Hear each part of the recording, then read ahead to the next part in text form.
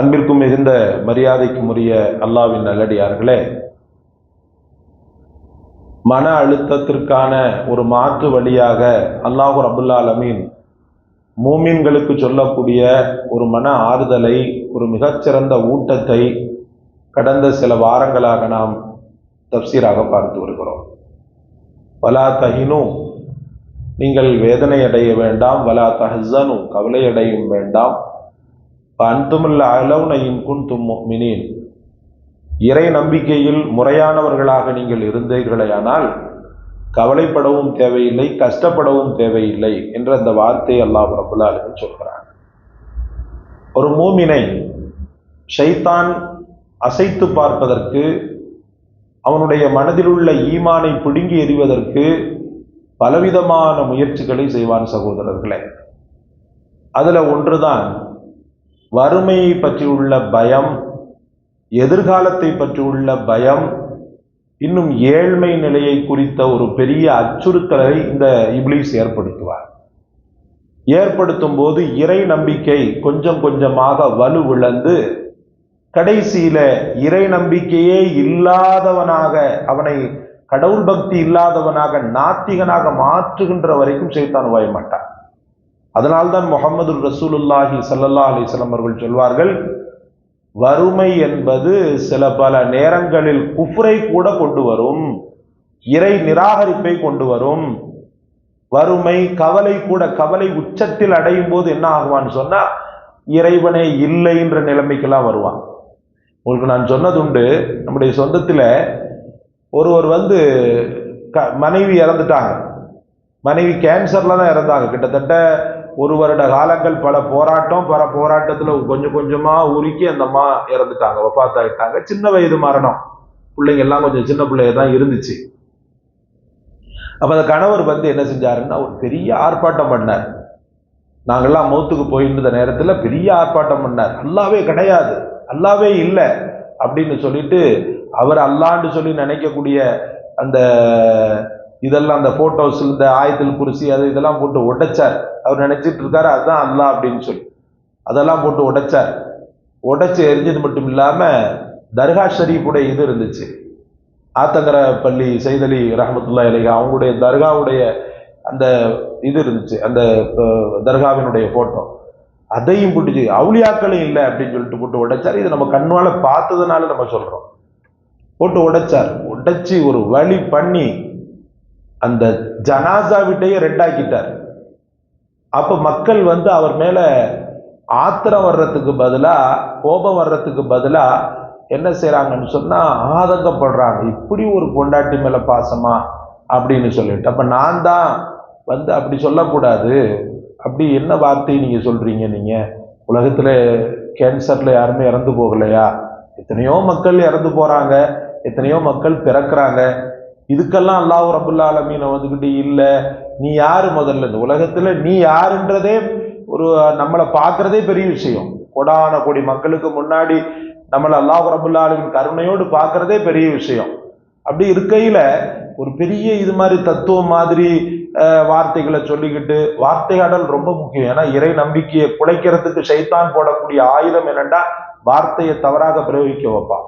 அது அவனுடைய பெரிய வெற்றி. அந்த வார்த்தை பிரயோகம் இருக்குது பாருங்க, அந்த பிரயோகத்தை குஃபுர்ல கொண்டு போறதுக்காக முதல்ல வார்த்தையாடலாம் வைப்ப. அந்த வார்த்தையாடல் இங்க நடக்குது. கடவுள் இல்லை, அது இல்லை, இது இல்லை அப்படின்னு சொல்லி கடைசியில ஆறுதல் சொல்லிட்டு அதுக்கப்புறம் அப்படி பண்ணக்கூடாது, வாங்கக்கூடாது, ஒவ்வொன்று ஒரு மாதிரியே ஒப்பாரி வச்சார். அந்தால விட்டுட்டு வந்துட்டோம். நீங்க என்ன நினைச்சாலும் சரி சகோதரர்களே, அந்த அந்த தாய் இறந்து 40 நாட்களுக்குள்ளாகவே மறுமணம் பண்ணிக்கிட்டார். அந்த அம்மா இறந்து 40 நாள் கூட முடியல. எல்லாம் சின்ன சின்ன பிள்ளைங்க. அந்த பிள்ளைங்களை வைத்துட்டு இப்ப அந்த பிள்ளைங்களுக்கெல்லாம் கல்யாணம் ஆயிருச்சு. சொல்றேன் நான், 40 நாளுக்குள்ளாகவே மறுமணம் பண்ணிக்கிட்டார். அப்போ அந்த பாசம் இந்த மனைவி மேல ஒரு பெரிய, உண்மையிலேயே 40 நாளுக்குள்ள அவர் கல்யாணம் பண்றது தவறு ஒன்றும் கிடையாது இஸ்லாத்துல. அது அவருக்கு அல்லாஹ் கொடுத்த உரிமை, தவறுலாம் ஒன்றும் கிடையாது. ஆனா இவ்வளவு ஆர்ப்பாட்டம் பண்ணவன், இவ்வளவு கடவுள் இல்லை, அது இல்லை, இது இல்லை, அவுளியாக்கள் இல்லை அப்படின்னு போட்டு எல்லாத்தையும் போட்டு உடைச்சு ஒரு வழி பண்ண ஆளு 40 வருஷம் இருந்தா அப்படி அந்த மாதிரி நினைச்சாங்க. இந்த ஆளு கல்யாணமே பண்ண மாட்டார் போல இருக்கு தன் மனைவியுடைய பிரிவுல. அட்லீஸ்ட் ஒரு வருஷம் கூட பொறுக்கலையே, 40 நாள் அது கூட பொறுக்க முடியல. அப்போ இந்த கவலைகளும் கஷ்டங்களும் குஃப்ரின் பக்கம் கொண்டு செல்லும், பின்னாடி கை செய்தப்பட வைக்கும். எப்படிப்பட்ட ஒரு வார்த்தையை என் இறைவன் முன்னாடி நான் சொல்லிட்டேன். நான் ஒரு பெரிய இதாவே இல்லை, நான் உண்மையாகவே இல்லை. அவரை பொறுத்தவரை அவர் உண்மையா இல்லை. அவர் மறுமணம் பண்ணாருன்றது அவருடைய உரிமை. அவர் உண்மையிலேயே மனைவி மேல பற்றும் பாசமாக இருக்கிறாருன்னு சொல்றாரு பாத்தீங்களா, அதுல அவர் உண்மையாகவே இல்லை. அவங்களுடைய தாயார்லாம் ரொம்ப வேதனைப்பட்டாங்க. படுபாவி அப்படின்லாம் ரொம்ப திட்டினாங்க. யாராவது இறந்து போன அந்த பெண்மணியினுடைய தாயார், மாமியார், அவருடைய மாமியார்லாம் ரொம்ப வேதனைப்பட்டாங்க.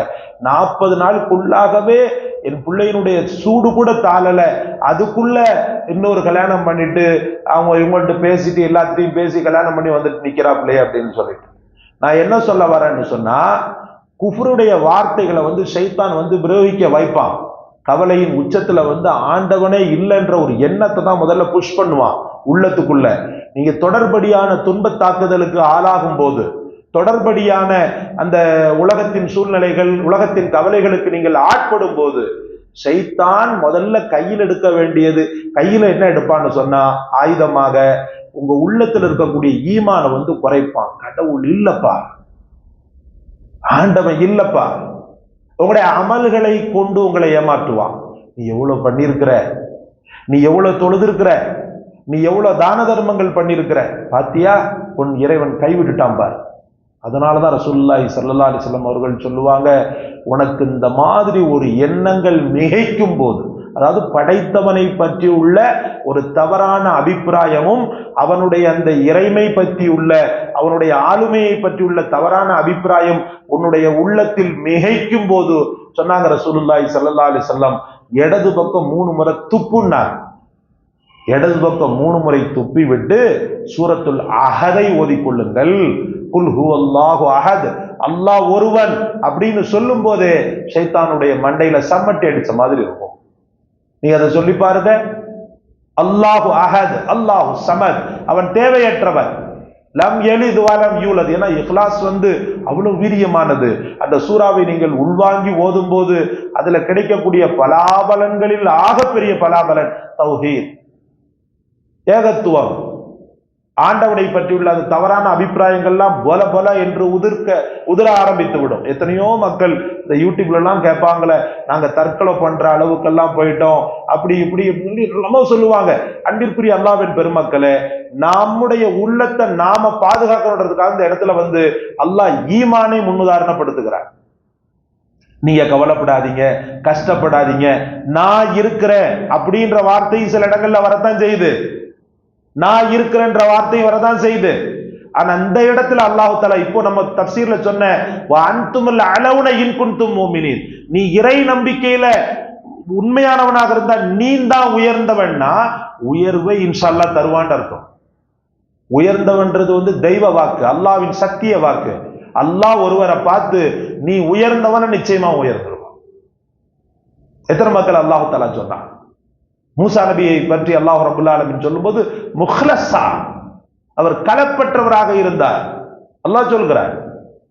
சாதிகல் வாத், இஸ்மாயில் அலைஹிஸ்ஸலாம் அவர்களை பற்றி சொல்லும் போது அவர் வார்த்தையிலே உண்மையானவராக இருந்தார். இவ்வளவு பெரிய சர்டிபிகேட் பாருங்க. அவர் ரப்புல் ஆலமீன் ஒருத்தர புகழாரத்தை வைத்து சொல்லுகிறான் என்று சொன்னால், ஒரு சுபசோபனம் சொல்கிறான் என்று சொன்னால் அது நிச்சயமாக பலிக்கும். நீ உயர்வடைந்தவன் என்று அல்லாஹ் சொல்லும் போது அந்த கவலைகளையும் கஷ்டங்களையும் ஏறி மிதித்து நின்று எதிர்நீச்சல் நீங்கள் போடும் போது இன்ஷா அல்லாஹ் நான் சொல்வேன், உயர்வை நோக்கிய பயணத்தை நீங்கள் தொடர்கிறீர்கள். எப்போ நம்ம இறை நம்பிக்கைக்கு மாற்றமான குஃப்ரியத்தான வார்த்தைகளை சொல்லிக் கொண்டு அதே போல அலைந்து கொண்டு இருந்தோமோ, நாம குஃப்ரின் பக்கம் சென்று கொண்டிருக்கிறோம். அல்லாஹ் பாதுகாக்கணும். மரணம் உள்ளாகவே அவனுடைய இஸ்லாம் பறிக்கப்பட்டு விடும் சகோதரர்களே. அல்லாஹ் பாதுகாப்பான. கவலைகள் கஷ்டங்கள் வந்துட்டா படைத்தவன்ட்ட தான் கேட்க முடியும். கடன்களும் பெரும் வேதனைகளும் மிகைத்திருச்சுன்னு சொன்னா படைத்தவன்ட்ட தான் கேட்க முடியும். ஏன்னா சொல்யூஷன் அவன் மட்டும்தான், வேற யாருமே கிடையாது. எத்தனையோ மக்களுடைய கடன்களை தீர்த்து வைத்தவன் அவர். விரக்தியின் உச்சத்துல இருந்த, அதுவும் என்னுடைய குடும்பத்துல நடந்த ஒருத்தருடைய அந்த இதை அவர் சொல்லி நான் கேட்டிருக்கிறேன். தற்கொலை பண்ண போயிருக்கிறான் சிரத் அப்படின்னார். இந்த பட்டினம்பாக்கத்து என்னுடைய மனைவியினுடைய சொந்தத்தில் உள்ளவர்.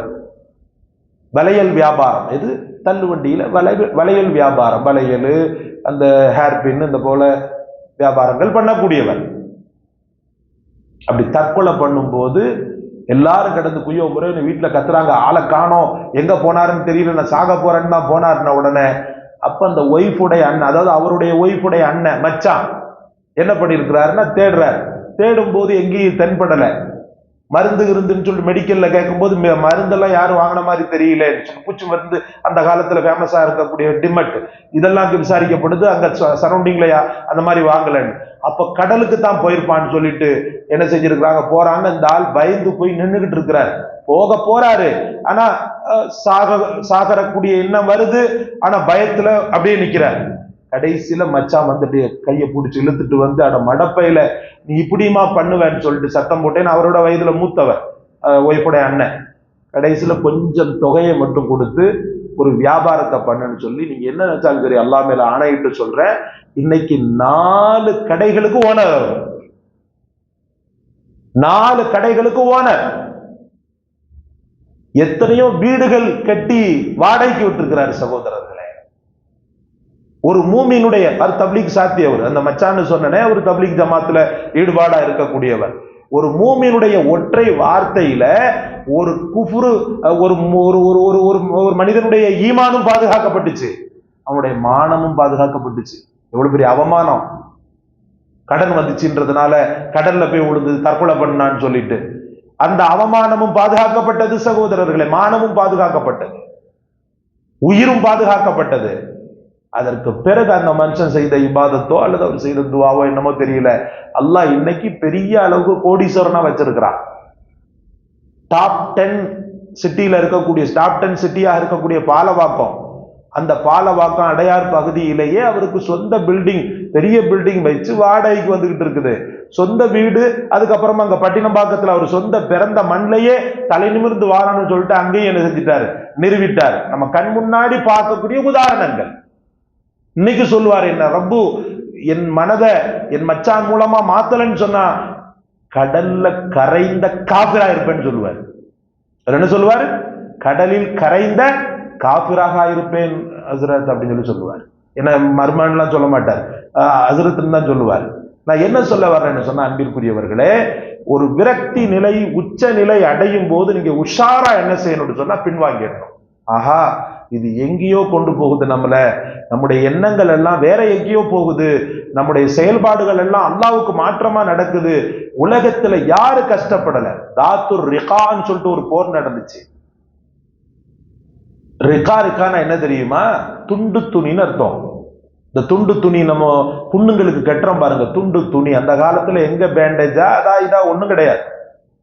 சஹாபாக்கள் போகக்கூடிய காலகட்டங்கள்ல காலில் கடுமையான நீங்க பாப்பீங்க அரபகத்தை, அங்க என்ன பாலைவன மணல் ஒரு பக்கம், சில இடங்கள் பாத்தீங்கன்னா கரடுமுரடான கற்கள் தான்.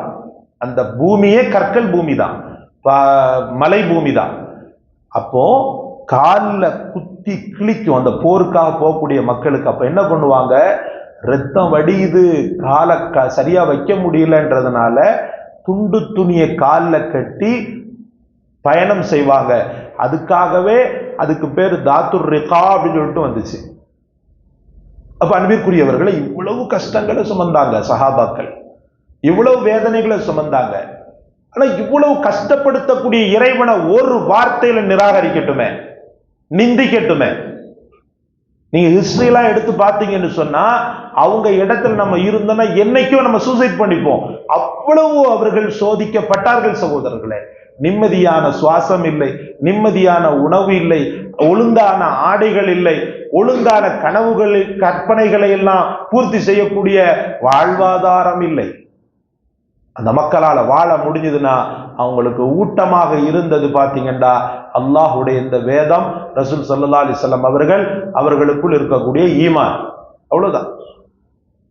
ரமலான்ல ஒவ்வொரு ரமலானையும் பத்ரை பத்தி சொல்றோமா இல்லையா? 17வது இரவுல பத்ர் நடந்துச்சுன்னு சொல்லி சொல்றோமா இல்லையா? 313 சஹாபாக்கள் எந்த மனோநிலையில இருந்திருப்பாங்க?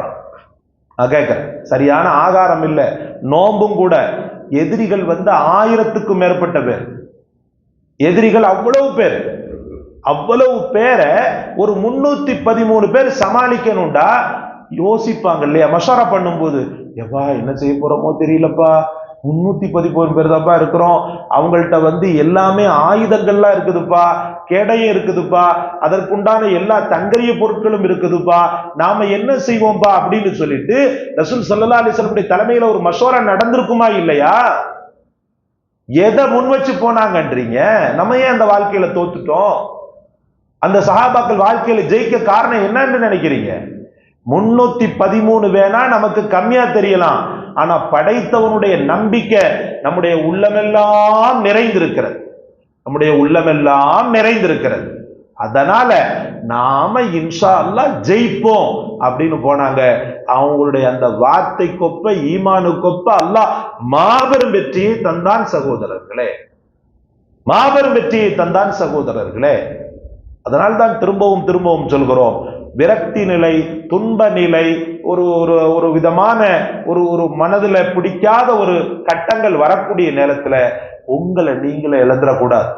சில நேரங்கள்ல சொல்ற நம்மளே கூட சில நேரத்துல நம்மளை இழந்துடுறோம். துன்பங்கள் துயரங்கள் மேலாடும் போது சில நேரத்துல ஆலிம் சாலோன்னு சொல்லிட்டு நம்ம நினைக்கிறது இல்லை, நம்மளே கூட சில நேரத்துல இழந்துடுறோம்.